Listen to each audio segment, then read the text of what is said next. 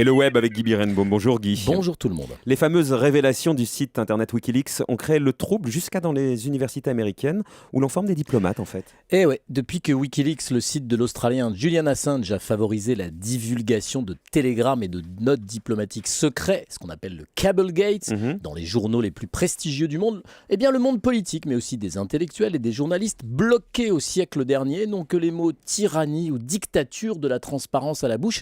Si une partie de nos élites a perdu son sang-froid, c'est aussi le cas de ceux qui forment les futures élites. Puisque les étudiants américains qui se destinent à la diplomatie seraient particulièrement surveillés, Guy ? Ouais, un article du site slate.fr raconte comment les étudiants américains espérant devenir diplomates ne doivent pas faire référence aux révélations de Wikileaks sur le web. Ça pourrait nuire à leur carrière ? Ouais, ils auraient intérêt à ne pas évoquer ce sujet sur Internet, un Internet qui n'oublie rien. On leur a donc conseillé de ne pas laisser le moindre commentaire sur les réseaux sociaux comme Facebook ou Twitter. C'est en tout cas le constat que faisait un blogueur d'un site spécialisé dans la politique et la culture arabe, The Arabist. Il avait reçu la copie d'un mail transmis par un étudiant de l'université de Columbia. Et de qui provenait ce mail ?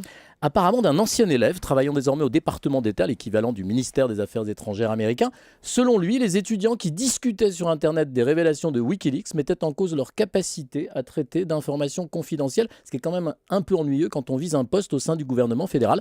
Alors le monde entier parlait de ces fuites, les commentait, les analysait, les critiquait, mais les futures élites de la diplomatie américaine auraient dû mettre la tête dans le sable, c'était intenable. Et du coup, après plusieurs jours donc de polémique, l'université de Columbia fait marche arrière. Oui, Columbia a fait une mise au point publique hier. Ses étudiants ont bien le droit de discuter, de débattre de toute information dans le domaine public sans en craindre les conséquences. Wikileaks n'est plus tabou. Alors reste à savoir à quoi servent vraiment les diplomates. Un homme politique français a dit un jour « Les diplomates ne sont utiles que par beau temps. Dès qu'il pleut, ils se noient dans chaque goutte. » Il s'appelait Charles de Gaulle. Avait-il tout à fait tort ? Vous avez 2 heures pour plancher. Ah oui, On ramasse les dissertation. copies. Allez, à demain, À Guy demain. Birenbaum.